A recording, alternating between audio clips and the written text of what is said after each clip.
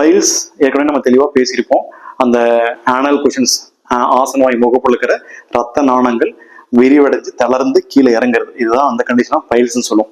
So அப்படி ஏற்பட்டுச்சு அப்படின்னா என்னென்ன தொந்தரவுகள் இருக்கும் அப்படின்றத ஒரு தெளிவு இருந்தால் தான் உங்களுக்கு ஒரு ஆரம்ப கட்டத்திலேயே அதுக்கான டாக்டர்கிட்ட ஆலோசனை பெற்று ரொம்ப சிறந்த சிகிச்சையை நம்ம செஞ்சு குணமடைய முடியும்.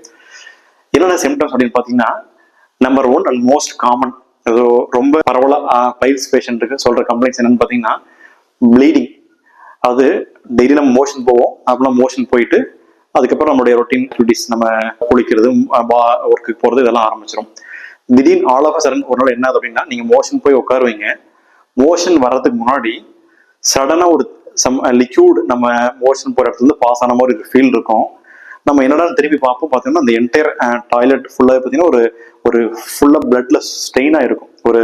ஒரு ஸ்பிளாஷ் ஆஃப் பிளட்னு சொல்லுவோம். கம்ப்ளீட்டாக பிளட்டாக இருக்கும், மோஷனே அதுக்கப்புறம் தான் வரும். இதை பார்த்தோன்னே நிறைய பேர் பார்த்தீங்கன்னா படபடப்பாயிரும்.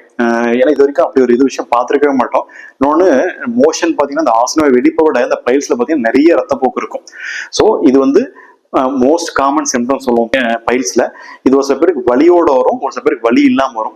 ஸோ இன்டர்னல் ஹெமராய்ட்ஸ் சொல்லுவோம். அதாவது உள் மூலம் இருக்கவங்களுக்கு ஸ்டார்டிங் ஸ்டேஜ்ல அந்த இனிஷியல் கிரேட் 1 கிரேட் 2ல அந்த அளவுக்கு பெயின் இருக்காது. அதே கிரேட் 3 கிரேட் 4 ஆச்சுன்னா இன்டர்னல் ஹெமராய்ட்ஸ்ல நமக்கு பெயின் வரும்.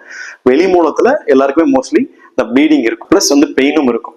ஸோ இந்த பெயின் அண்ட் ப்ளீடிங் இது ரெண்டுமே பார்த்தீங்கன்னா ரொம்ப காமனா நமக்கு வந்து பைல்ஸ் பேஷண்ட் சொல்ற ஒரு காமன் சிம்டம்ஸ்.